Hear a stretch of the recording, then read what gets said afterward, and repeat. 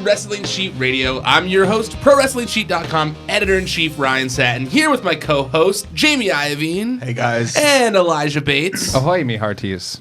This weekend was like the first time the full Wrestling Sheet crew has like hung out together in a while now. Quite a bit. I mean, I think the last time was New Japan, but even then, we weren't all four there, were we? No, we were there. Kevin was there. All right, so then that was last time probably. Was that before or after your birthday party? after. Okay. Yeah, I think that was after. Anyways, it was definitely fun celebrating the holidays with these dudes. And you didn't even see when we were walking out. Eli pulled a good drunk move on me at the end. Yeah? When we were walking out, he was like, well, I guess I can call my Uber, I guess. Like, and he was just kind of like standing there, and I was like, all right, cool. Like, you just wait till your Uber comes. And he was like, well, I mean, I do go out of my way to drive to your show once a week, like, and I was like, oh, man, like, you're right. Drive me home, boy. It was just like, so maybe, like, I mean, maybe you could, like, let me get in your car, and I was like, oh, man, he's right. I do that. Damn it. Thank you, though. I really, I always appreciate somebody giving me a ride home when I've had a few too many to drink. No, you. I was pretty contained. You were contained you drank a lot, but you were contained. Oh, I didn't go to bed right when I went home, though. No. Mm-hmm. No. I figured there was no way you were able to just pass out. I was really sick the next day. I'm a little hurting today. It was a chore getting here today because I went to the Travis Scott concert last night. I can't drink anymore. I just can't. Like, I mean, not that I like. Not that you won't, but no, it's just that I physically can't. Yeah, like, understandable. Like, it just hurts. Yeah. So much more. I was actually impressed at how much Eli could drink so quickly because I'm the same way as you. Like, I can't anymore, and I smoke more like than I drink. So like, I've never been a big drinker, and I was just like so impressed watching Eli just pound him down. I was just drinking champagne the entire time though too. I will say that's a rough morning. See, I think champagne's the only one I still can kind of get down. I like champagne. No, but the hangover's the worst. Yeah, champagne hangovers are a nightmare. Yeah. It's so refreshing, though. You know what I like about popping a bottle of champagne? It's the mist that rises out of it after you pop the cork. It makes me feel like a pirate. That's a fun That's literally one of the only reasons I buy bottles of things champagne. that make you feel like a pirate. Yeah, true. Before we get to the rest of talk, just since we're on alcohol talk, it was the craziest thing to me yesterday. I went to the dentist, and I was like, it was my first time. It was a new dentist. I've never been to this place, and I'm filling out the paperwork when I was running a little late, and I fill out the paperwork as I get there, and they're like, can we get you anything? Water, coffee, like beer, wine, champagne? At the dentist? And I was like, did you just say beer, wine, and champagne and coffee? And they were like, yeah, anything you need. I was like, aren't we at the dentist right now? And they're like, yeah, we like to accommodate our guests. And I was like, never heard that. no, I don't want any alcohol right now. You're going to stick a bunch of needles in my mouth. 10:30 in the morning. Well, it was later in the day, but still. No, I've never heard that at the I've dentist never been office. offered anything but water to like rinse your mouth out to spit in that cup thingy. Yeah, and then I looked when I went to like walk to my to the room I was Is going that to be like in. a full service bar in there? There was a refrigerator that had champagne and wine and beer and stuff in it. You should have been like, yeah, I'll take a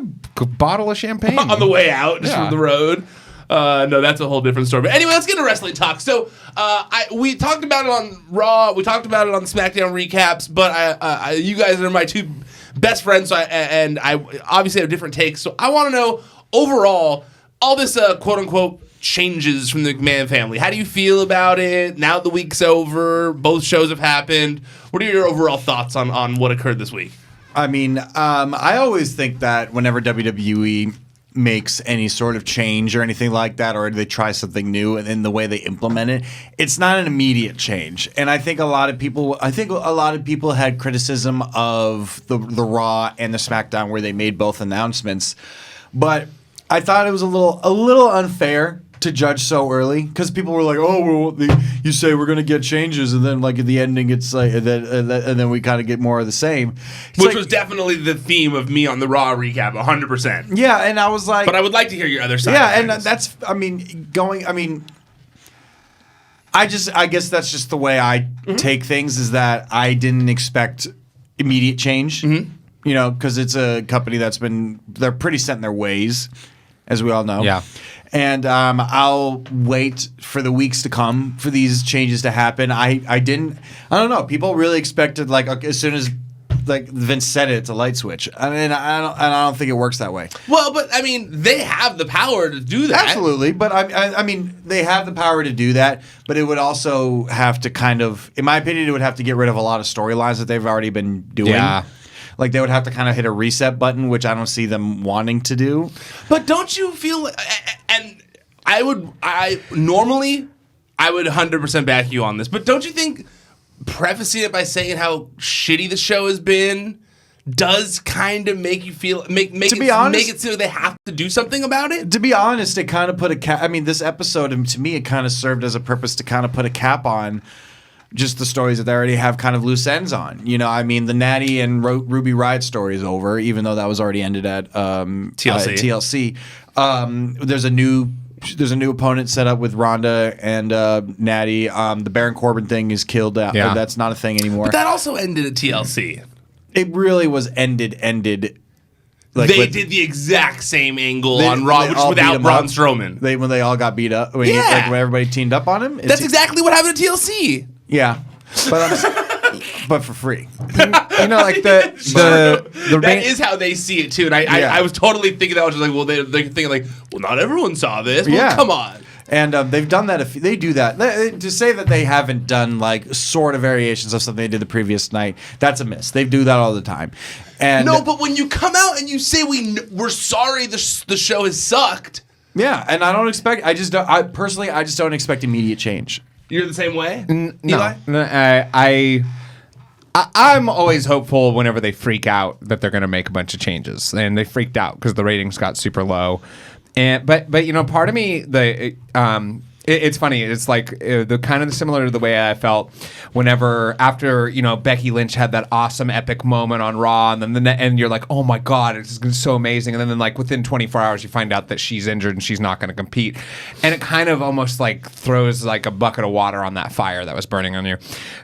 Something similar happened, and it was when I found out that they were taping another Raw that same day, and then part of me was just kind of like, did they just bring the McMahons back because the ratings got super low and they were worried that when it takes that Christmas dive that it's going to go so low that it's like astronomically low? Like, did they just bring them back to get that surge so that the last two shows of the year didn't dive below like even deeper? It's funny you say that because I was wondering the same thing, because typically we know just from looking at history, like a lot of times, and this just from me in the past, from growing up status, like when I look at the wrestling side and stuff, like you'd always see when there was like a drastic dip in the ratings, like when it was getting really low, they always like bring in the big guns. They bring in the McMahon family because Vince sees the McMahon family as like the stars of the WWE basically, and so he brings them all back to the forefront. And that happened this week clearly. But I was wondering the same thing, if it was less of like, hey, we want to make actual change,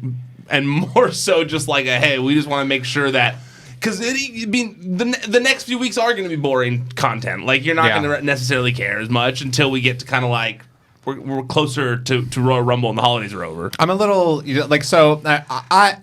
I'm always optimistic whenever they come back and whenever there is a shift and they are going to introduce new people.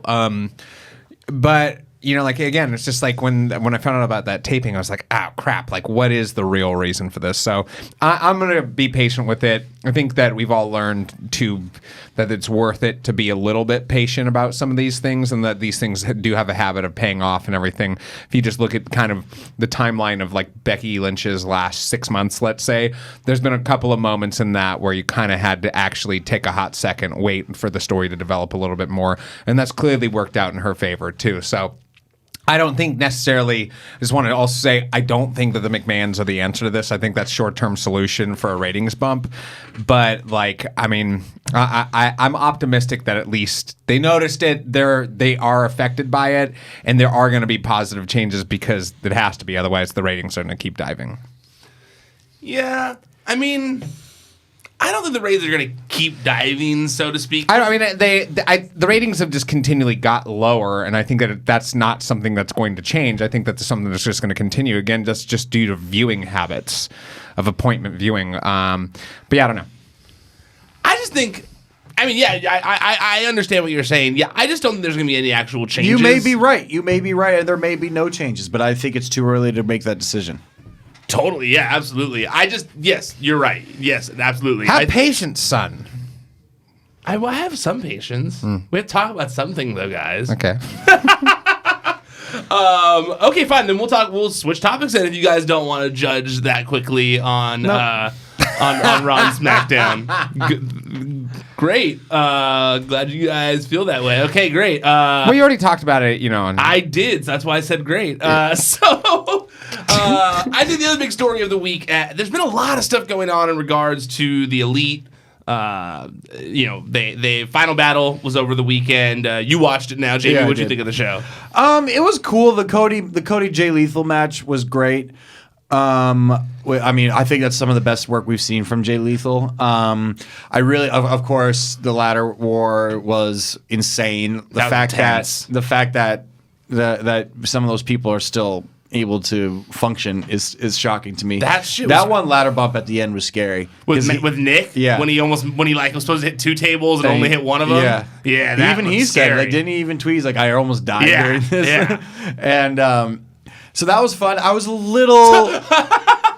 You just said someone almost died, and then you were like, so that was fun. Yeah, it was a great match. I know. I was a little disappointed because one of the sleeper matches I was looking forward to was the Bully Ray Flip Gordon I Quit match, because I really enjoy Bully Ray. I enjoy how fully immersed in the heel mode he is.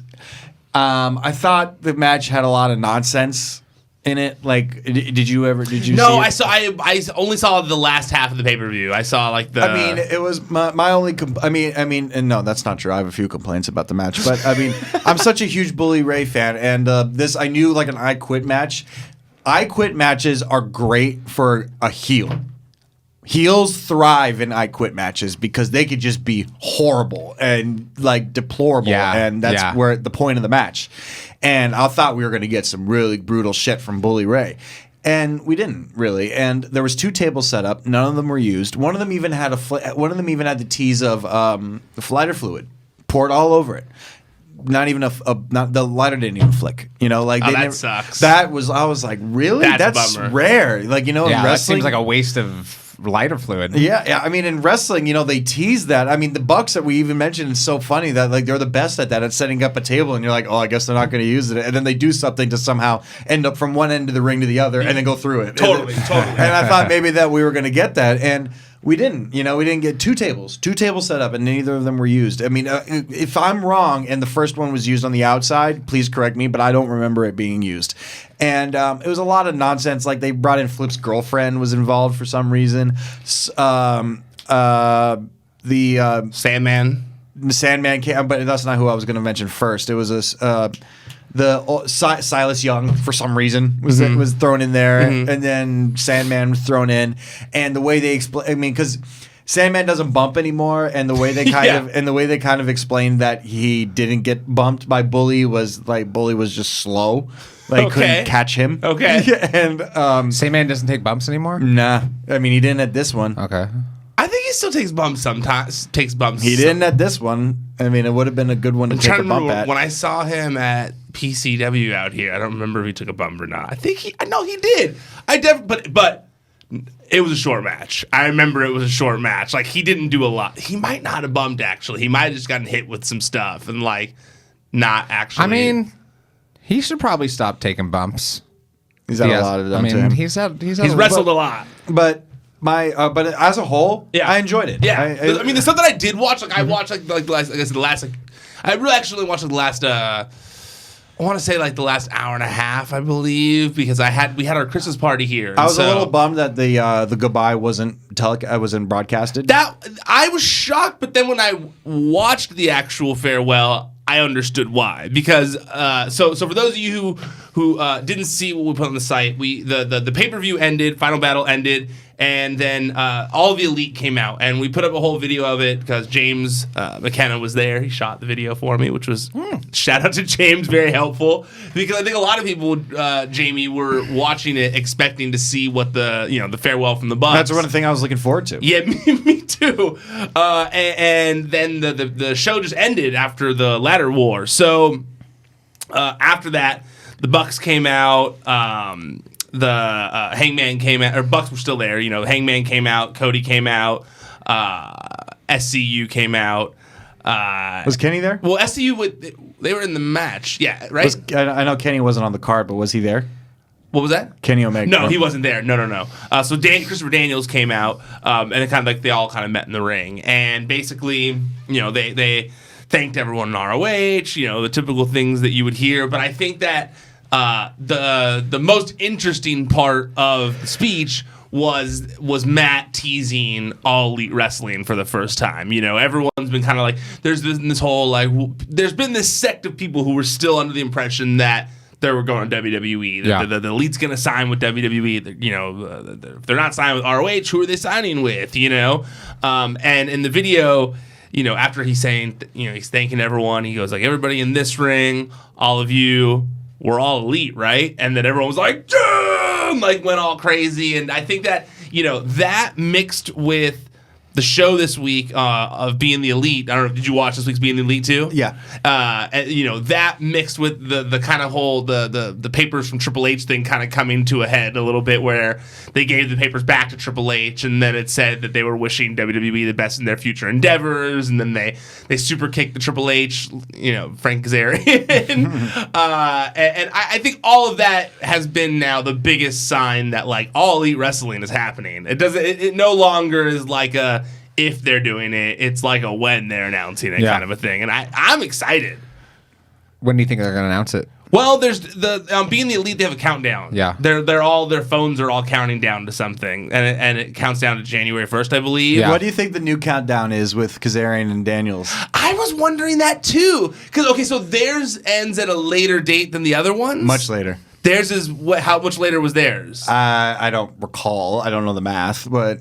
Because the Bucks, are you sure it wasn't the same? It looked different to me. Because I thought that they just had the same one finally, because it said 15 days, and I was thinking, let's see, that was... I could be wrong, but I think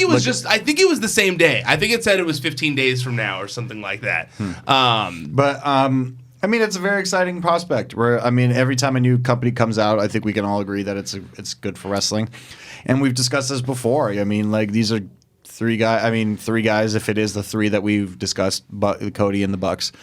Well, it seems to me from what I've heard, look, and based on what you can see in this video, I think, and just kind of from what I hear through the grapevine, is that it's obviously Hangman 2. And from what I've been told, SCU, that they're, that Daniels and Frank Kazarian are working behind the scenes and, in certain roles, I think agent type roles. I'm not exactly sure what Scorpio Sky's role is, but I have a feeling it's in a similar capacity. They are actively, from what the rumors are out there, they're actively going after people behind the scenes, not after in a negative way. They're signing people. They're letting people know that they're gonna have those capabilities soon. Yeah. I think one of the stories that came out this week is that they were interested in Bandido, the wrestler Bandido, who's been wrestling in PWG, and he's been kind of blowing up on the indie scene. But he wasn't interested in the prospect of whatever they might have going on, and instead he signed with Ring of Honor. I was kind of interested by that too, considering he was in the main event of All In. Yeah. But at the same time, I was looking at it from his perspective, and it's it's a toss-up. It's guaranteed money versus not guaranteed money. It's a startup, too. It's a startup. The thing is that startups always sound great at the beginning, because you don't hear the hard work that it's going to take to get it to the level that they want it to be. You just hear kind of what the end result's going to be. We're all going to be millionaires. You're going to have all these stock options. All this good stuff is going to happen. But in order to get there, it's going to be a tough road to get there too. And Eli had a rough road of startups. No, I did, but it's just but it's what you learn with any startup business. Hey, there's going to be a ton of work to get it to kind of Valhalla or whatever you're trying to take. Well, that's definitely what I was thinking. There is that I can see from his perspective, it's like, hey, I don't want to help build a company. He's already working hard. I'm working hard to become get a professional to build wrestler. me. Build Bandido. I could see that being his. And also, Bandido's at a point, it seems like too, where it's just like, hey, he's probably just at the precipice of making good money. Yeah. And if you're just at that point where you're starting to make good money and you haven't, these other dudes have been making good money. So when you have a couple nickels to rub together, you're not and you're not worried about your bills, you don't worry about money. It's a lot easier to be content and try something. But if you've been striving to succeed like this guy likely has for a long time, it's like Ring of Honor offered him guaranteed money and he doesn't have to worry. And that's a great feeling. And also, Ring of Honor has the connection to New Japan. They've got a show coming up at Madison Square Garden. Yeah. Think of Will Ospreay versus Bandido at And I don't Madison know if Square this is Garden. another topic, but you also just announced today that the Bucks aren't on that card. Yeah. No, the Bucks are not going to be on that card, which I was like, I think they had kind of alluded to in the past, but now that they're going to be done with Ring of Honor in 10 days or whatever, they just outright said no, we're not going to be there. We're not, and so. Finally, kind of just putting a stop to anyone that's like, hey. Yeah, and that's nice of them. It is nice there are of them, some people who probably would buy tickets to go try and see them. Well, I saw a lot of people that were quote tweeting oh man, I'm gonna sell my tickets now. So people didn't know. So there is people who didn't know. So it is good to get the word out about you don't it. have to sell your tickets. I know it's still going to be an awesome show at Madison Square Garden. I know. Don't be dramatic. Oh, we're gonna have piss on our show. Wait, what? It was you last week. Oh, okay. Talking about fond appreciators of the Attitude Era and yes. not appreciating Drake Maverick's pissy pants. Yes. I know, no piss humor on the show this week. Now I know. Man, the authors of pain are just in a black hole. Yeah. They don't even have the belts anymore. At least they had that horrible P thing, and then at least they had I'm surprised belts. they didn't start calling them the authors of P. No, they called them AOP. They did. AOPP. PP. Right. Yeah, no, AOPP. they did. They that happened. Yeah. It was horrible. It took my favorite up and coming tag team and just chopped their balls off. I will say this. We talked about it on the Smackdown recap, but the segment with the Miz and Vince was pretty funny. Absolutely. When he was asking for Vince McMahon's permission to be Shane's partner. That got a laugh out of me. I like that. No, it still bothers me, the whole AOP thing. Yeah. It really does. They're done. Yeah. How do you come back from that? Nah, they'll be fine. In the way Vince treats tag teams, that's already against them. Yeah. I don't think they're quite in the Ascension category yet. They're just too big to be that. Maybe. Even with the Revival now, they're like, oh, I think the Revival's getting a push. It's like, why? I get why, because they're good wrestlers, but it's but you've treated them like garbage the entire time they've been here. I just don't understand their philosophy. Are they just browbeating tag teams as much as they can with bad humor, and then finally be like, hey, you stuck through it. We're going to give you the belts now. It's just I don't understand what they do with the tag division at this point. I've been wondering the same thing. I think they need to just do a full shuffle of the whole division of teams to different shows to kind of get things back in sync a little bit. Because right now Smackdown has all the teams basically. Yeah, there's no. They have to throw people together to have a division on Raw. Yeah, or at least teams that aren't just a waste right now, or teams that have some sort of credibility still. They got rid of Heath and Rhino, so that's another one that's gone. Yep.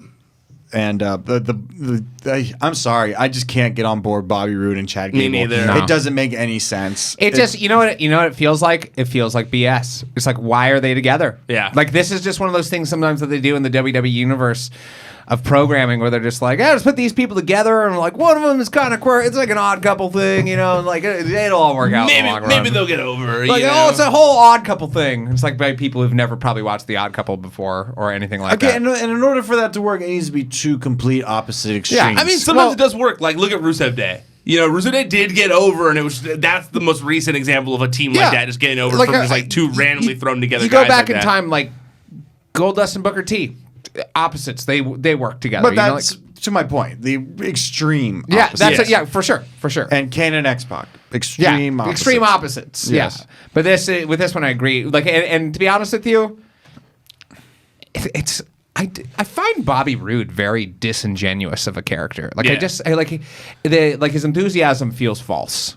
It is because it is. He's a heel, man. Yeah. That guy is not a good face character. He's never really. It's they gave him that theme song, and they're like, "You're forever a good guy because of this." Because Yeah. people like saying "glorious." He needs to drop that theme song. Yeah. as over as it's become. Like he and when it comes back one day, people will love it. But for now, it needs to go away. Yeah. I think. Yeah, and I think if you, I think that's the only thing that could really save Bobby Roode right now. I mean, like, of course, yeah. Look at him. He's on TV more than ever right now. He's involved in an angle. He has the belt tag titles right now. I mean, to me, they're going to be transitional. Yeah. Like it's Well, clearly I feel like they're giving us the revival soon because of what happened and stuff. I feel like that's what the message we were supposed to get from Raw at least was. And I think that's the only way you could really save Bobby going from this, because where do these guys even go? I mean, I would love for the rival to beat them for the tag team titles, and then Bobby Roode turns on Chad Gable because he couldn't handle he couldn't handle things, and that would kind of help things. Like, a how little cool? bit. I mean, what if Bobby just dropped the whole Glorious thing completely, switched up his gear, switched up his music? It would work. To what? Anything. I worry about it. I don't know about anything. I worry that I think any change would be a welcome change. you know he kind of looks like Billy Mays, the former infomercial Yeah. guy. Really. No, he does. I don't see it. I do, because I always thought Billy Mays looked like Ravishing Rick Rude, and I always thought Bobby More Roode so kind of. that. I want to say in TNA, and I could be wrong, but I want to say he did drop all that in TNA for a while, and I didn't like it as much when he didn't have the robe. It was weird. I don't know. I just think any welcome change would be good for him. But right I would now. like a change as well. Back to the Bandido thing before I forget. One of the things I put at Lucha Blog, they first broke the story on Bandido signing with Ring of Honor. One of the things they mentioned in the story was that Bandido had also had a secret tryout with WWE. Now, obviously, we don't know what Bandido looks like, so it's very easy for him to be involved in one of those tryouts in secret, not wearing his mask.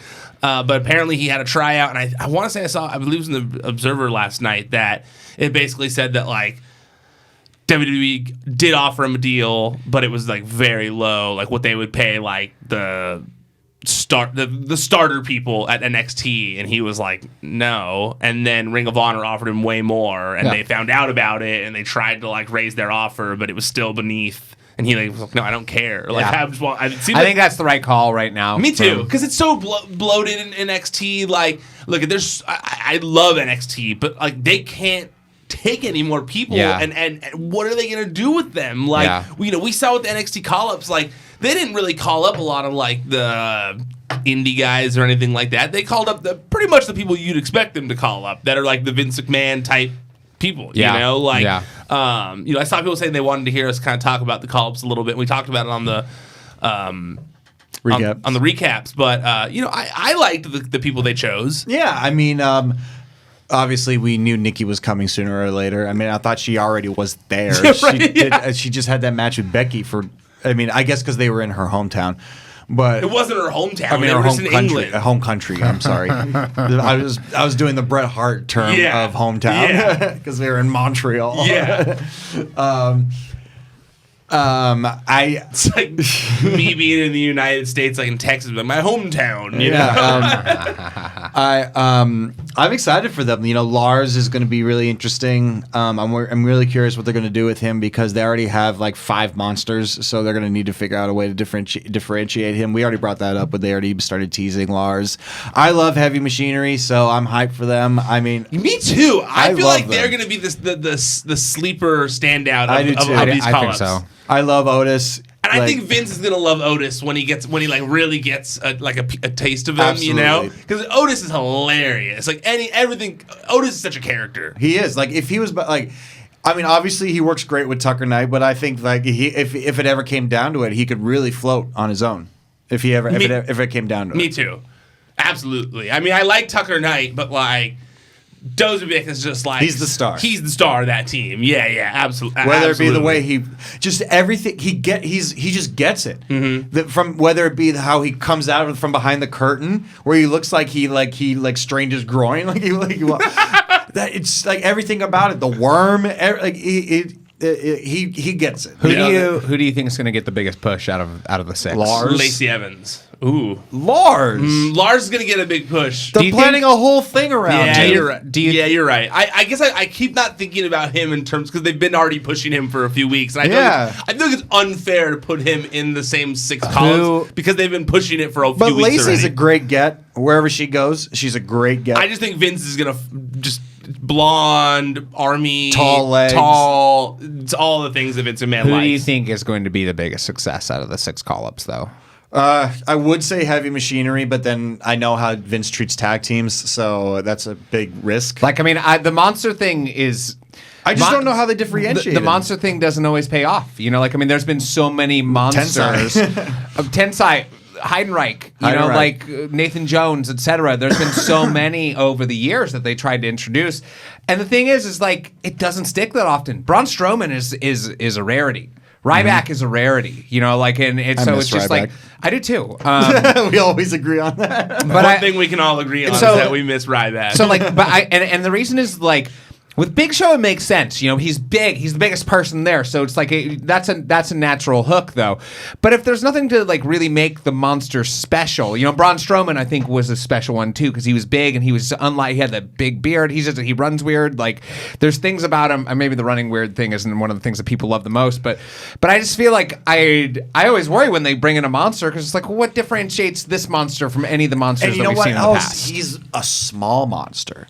Well, if that makes sense. Yeah. He's short. He's short. You know, I think he will find success on the roster, actually, but I think... I'm not saying he won't. He definitely has a solid shot. They're setting him up incredibly. It's just that... I see, but I was going to say, I see it more of like a Mark Henry-like run, where like a solid player that's around for a long time, that's not necessarily like a world champion or anything like that, because Mark Henry's also like not like the tallest guy compared to everyone else.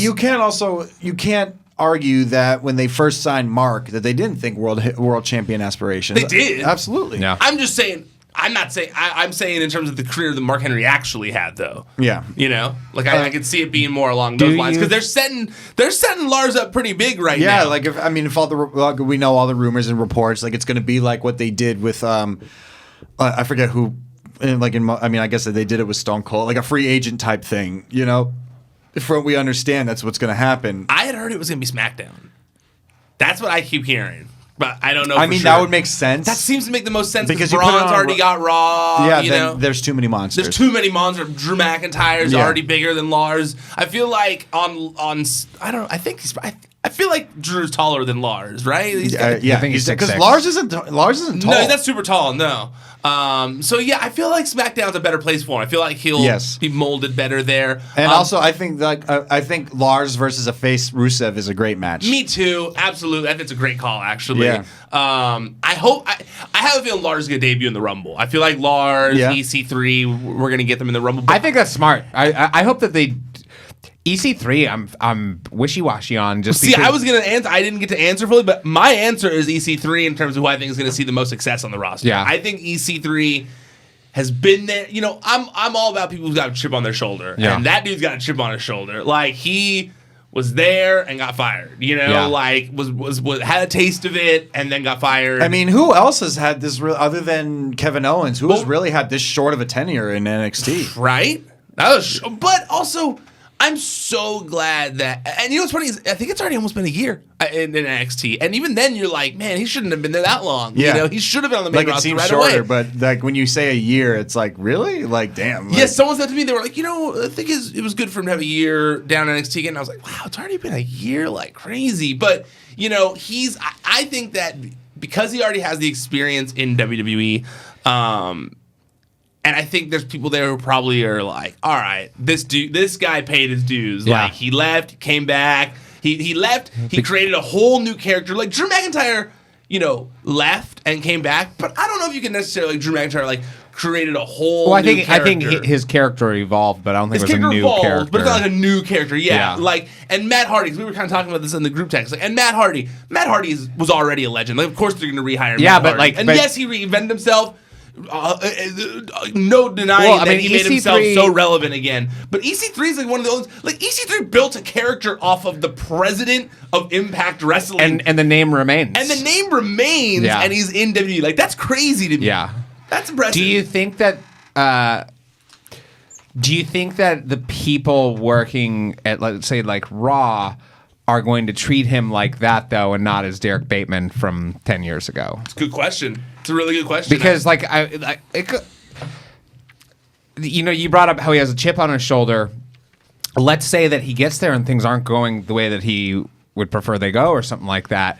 is he going to be willing to like pay his dues again? I think he is. From I do too. From the vibe I get Yeah. about him, like it seems to me like he's become like a very calm, collected dude that like I think that he knows what it takes now, and he's like willing to Yeah. put in the work. I mean, he's got a solid shot. Yeah. He And look, really I mean, He's does. got probably a lot of people backstage championing him, even if it's just like Kurt Angle, let's say. Kurt Angle put him over big time in TNA. and I mean, like if Vince likes Bobby Lashley in terms of like his Appearance. physique, yeah. look at dude, that guy's got muscles on his muscles. Like He's a big motherfucker. He's a big Yeah. dude, like so big. So yeah, did my voice start getting No, weird you're- in the thing? no, Okay, didn't it got sound like weird it. for me. So maybe okay, all right, good to know. No, it's solid. Okay, so back to the Elite a little bit, or just Ring of Honor in general. So now that they're leaving, you know, the next night they had Marty Scurll come in.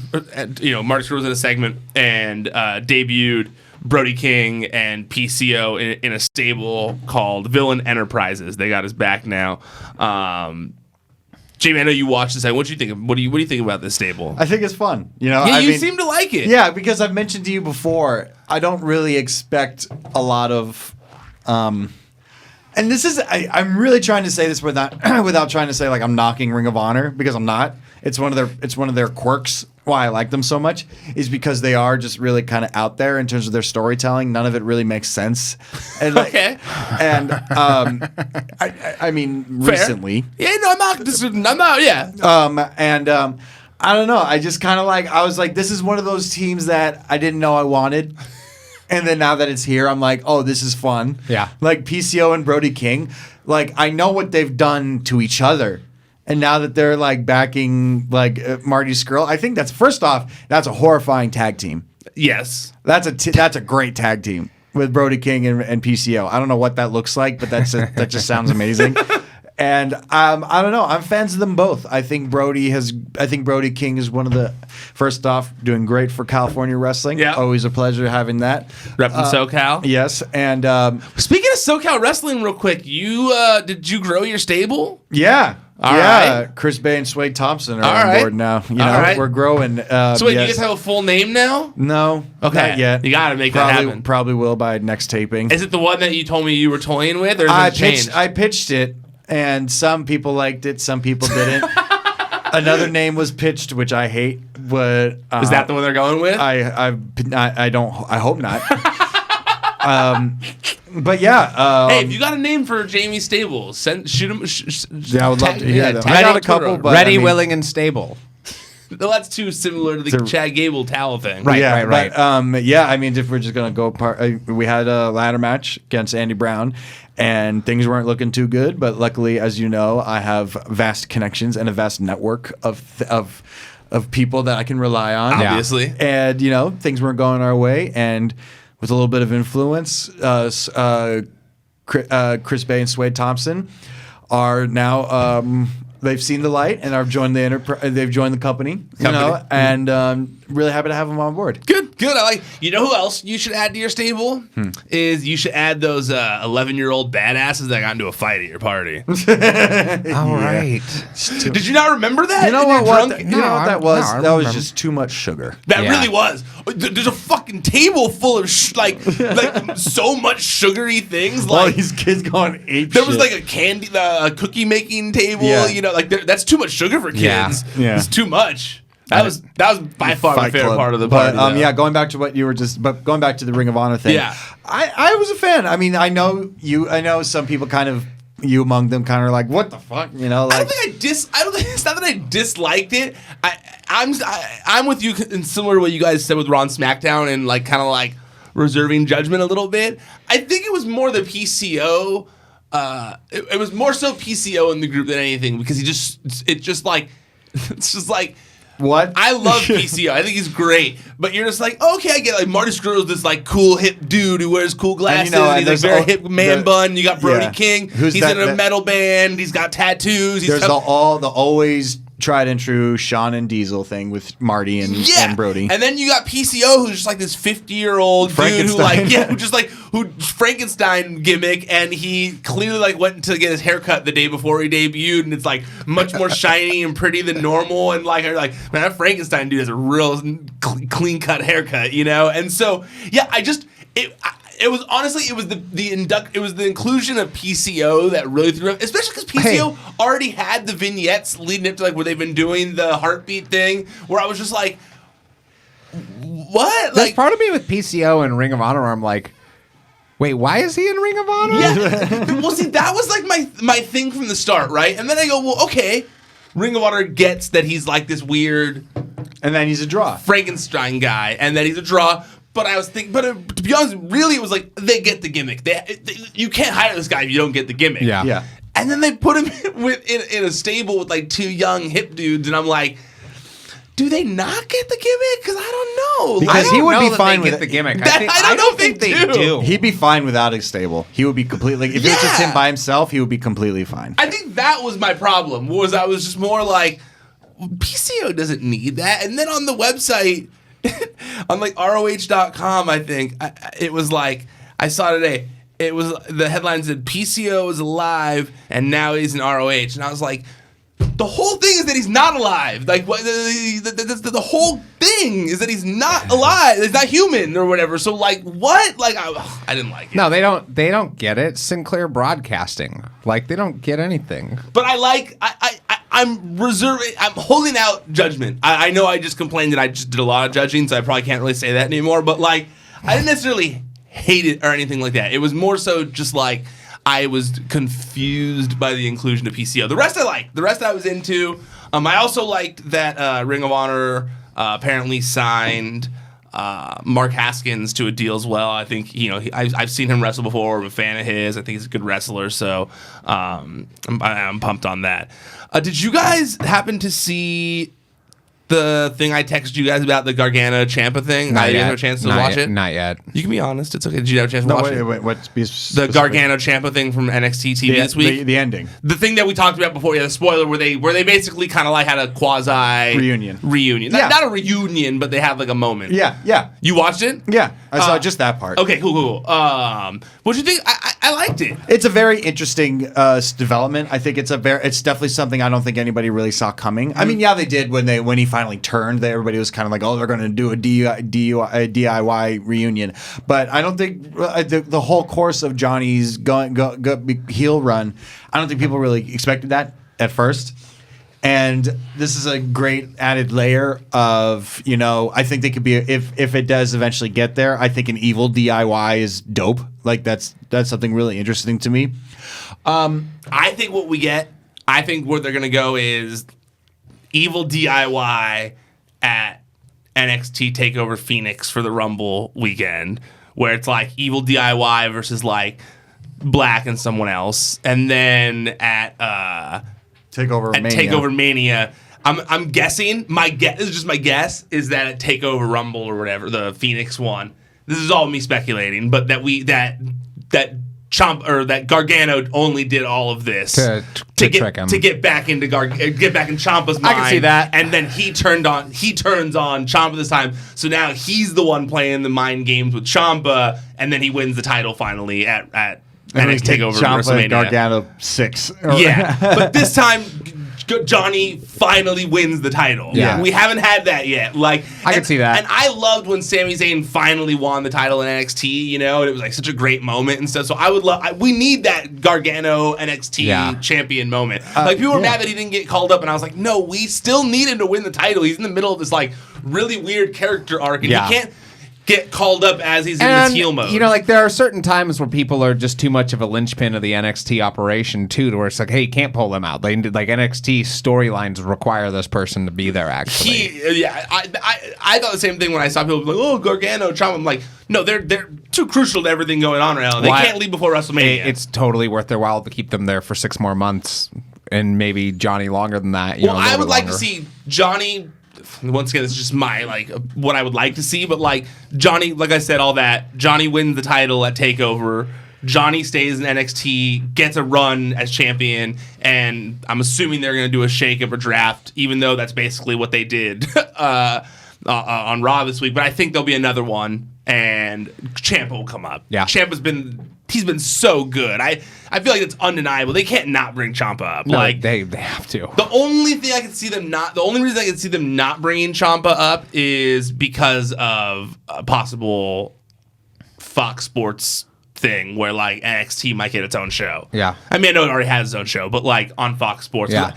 I've heard different rumors. Like one of the things I heard is that maybe like there'll be an hour of NXT on Fox Sports a week, and then an additional hour of NXT on the WWE Network every week. Wow. To kind of like have two shows similar to the main roster.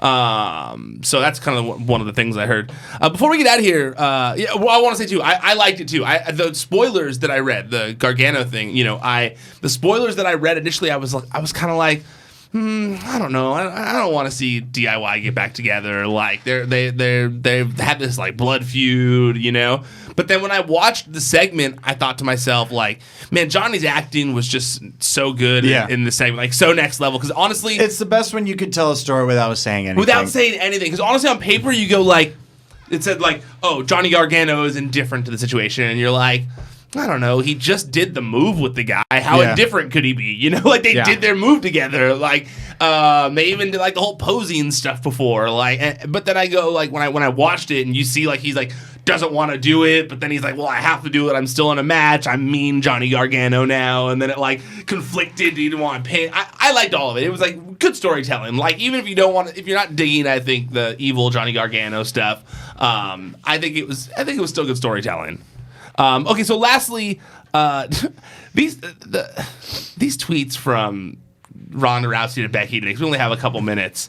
I feel like Ronda needs to Hire a writer. She needs to hire a writer, dude. Yeah, like somebody to tweet for Like her. if she's gonna try and like go toe to toe with someone on social media, like I wouldn't want to go toe to toe with someone who's like way more witty than me. Like not only somebody who's way more witty, but has the momentum of fan appreciation as well. Like, and particularly that I don't want to say subsection because it's a huge section, but this like the Twitter section of the wrestling community is clearly backing Becky 100% in this. And so if you're going to attack somebody in that medium, it's like, hey, you better have the sharpest knife in the drawer. Yeah, oh yeah. And she doesn't. No. The one today was just like The panties one? that was the It's just weirdest really thing. it's just why are we still talking about this one thing that happened. I mean, it's still the contention, like or the whole argument has been whether or not she was caught unawares.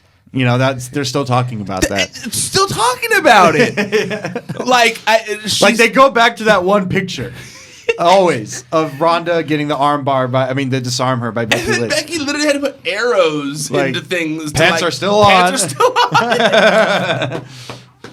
And then she's, and then now they're talking about panties. I don't know. Yeah, so it went. Becky said, I remember now you said I attacked you with your pants down, you little weirdo. Not gonna lie, I did walk into your dressing room and see an ass, but it was fully dressed. And then Ronda today fired back and said, oh, wait, no. She said, I'm a little weirdo. You're the one jumping on me while I'm getting changed in the locker room. And then Becky said, just how hard were you kicked in the jaw that one time, you little freak?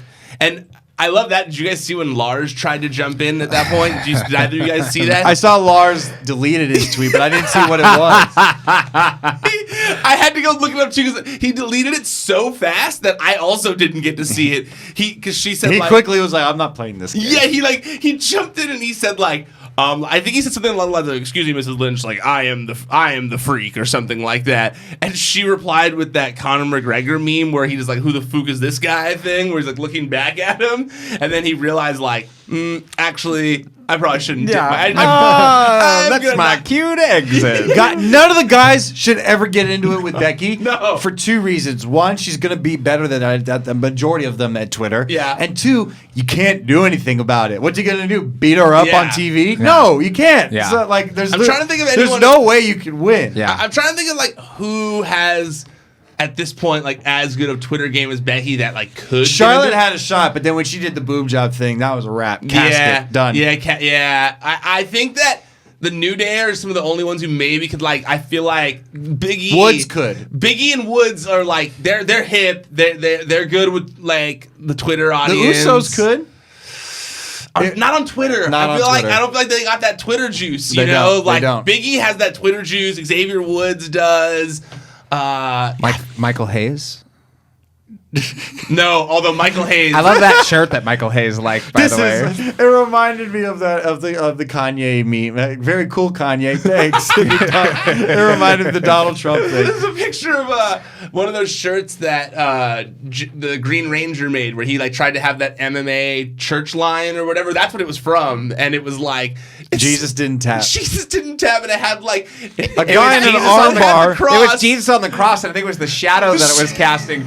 And then there was a guy Jesus in an armbar. But they had Jesus' shadow in an armbar on the ground. Hey, I love Jesus didn't tap. And then Michael Hayes is like all caps. Because somebody tweeted it as a joke. They were like, "What is this?" Yeah. And then Michael Hayes was like, "That's a great ass shirt. I should get that." Awesome. Like in all caps, exclamation mark. And I was dying because you know he legitimately wants that shirt. Oh, absolutely.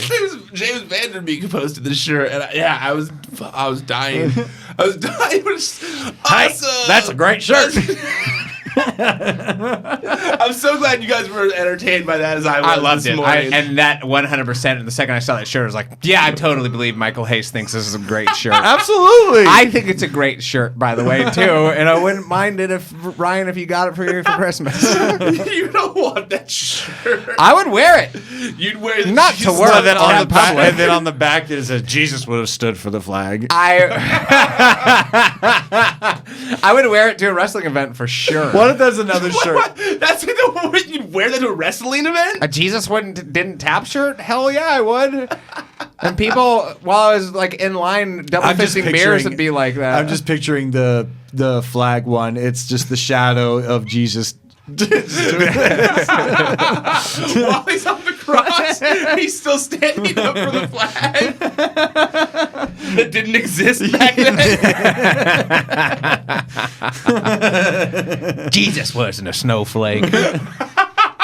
Hey, he created him, but he wasn't a snowflake. Jesus could take a joke on Twitter. Okay, so then then Rhonda fires back, and it got weird. She was like, I would ask for my undies back, but God knows what you've been doing with them. You can keep them, you little weirdo. # the man stole my panties. # locker room bandit. And I was locker room bandit. It's just a weird. It's got to do a weird point, you know. Like it's weird when the whole they're point kind is of to running get away in circles from, now. Well, it's also yes, big time running in circles, but also like. When like the whole point is to get away from bra and panties matches, you shouldn't just wave that in front of Vince McMahon that you guys are having a feud about panties on Twitter. Just gonna put it on a poll, baby. It's like you want it. Yeah, that's where I make my money. Hey, I didn't say it. Hey, it wasn't me this time. They wanted it. You're the authority now. They're the authority. They said it. Panties wouldn't tap. Panties on a pole. Why not? She could get them back. She could get them back by putting them on a pole. Jesus wouldn't tap shirt is too much. Just Michael Hayes like, hey, that's a hip shirt. You know, maybe just like, do you think that all of them backstage are like, damn, Rhonda's like totally screwing this up? I don't know because because she's not. This whole Twitter thing. I mean, it's just on Twitter. Like, that's what I was gonna say. Is that clearly? I don't think it's really affecting anything in terms of her pops or anything like that because. What I've noticed is that like the loudest crowd on Twitter, as loud as they are, is not the actual public opinion usually. Yeah. Not usually. But the vast majority. It's not the majority. It's not usually. Yeah, it's not. It's not a conversation. Especially because Twitter's become such a conversation. negative place where like. Whoever can say the coolest negative thing wins, but it doesn't necessarily mean like outside of the world people are looking at you differently. If anything, but I do think that like her champion speech was very counteractive. I don't think that they know how to write for her at all. Like I just feel like Rhonda isn't somebody who should be saying so much. When they did the creative, like the parody WWE creative account, when they said Webster defines WWE champion as, and I was like, because that's really what it was. Yeah, it was. That's really like they hit it right on the head. Webster. Like it really was like in Princess Bride, marriage. It's really what it reminded me Like of. I feel like Ronda should just be like this killer.